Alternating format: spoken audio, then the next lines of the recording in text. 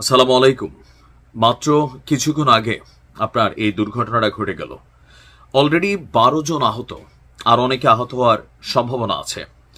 দর্শক, আজকে আপনারা জানেন যে জুলাই গণঅভ্যুত্থানের যেই দিবস, গত বছর 5ই আগস্টের এই দিবসকে কেন্দ্র করে আজকের দিনে ঢাকার মানিক মিয়া অ্যাভিনিউতে যে জুলাই গণঅভ্যুত্থান দিবস উপলক্ষে যে বিশাল সমাবেশ অনুষ্ঠান আয়োজন করা হয়েছিল, তাতে নিশ্ছিদ্র নিরাপত্তা দেওয়া হয়েছিল আইন শৃঙ্খলা বাহিনীর কাছ থেকে।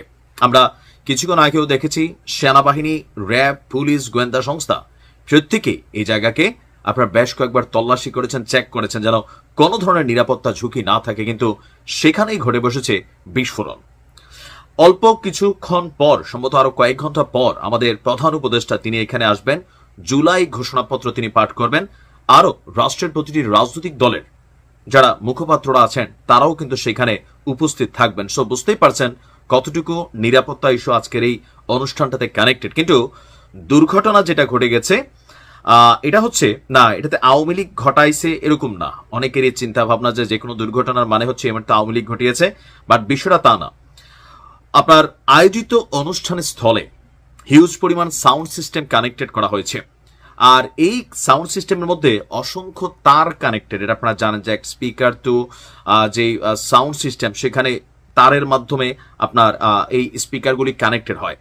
তো সেই স্পিকারের তারেই হঠাৎ করে আগুন ধরে গিয়েছে, আর সেই আগুন গিয়ে লেগেছে কোথায়? বেলুনে। তাৎক্ষণিকভাবে 12 জন সেই আগুনে আহত হয়েছে। মাত্র কিছুক্ষণ আগে এই ঘটনাটি ঘটল।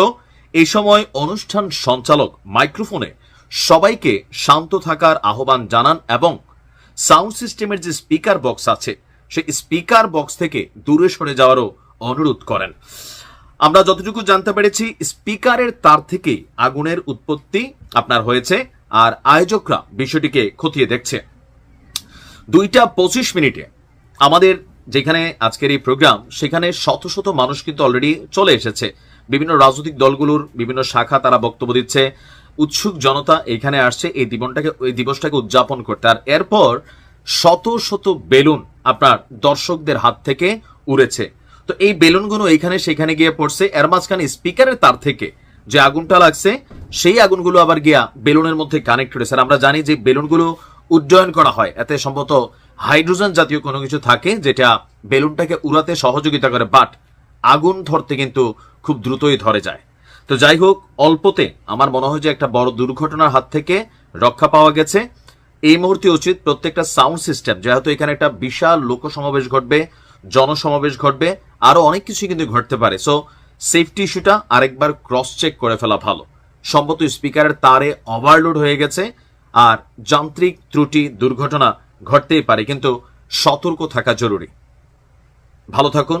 আসসালামু আলাইকুম।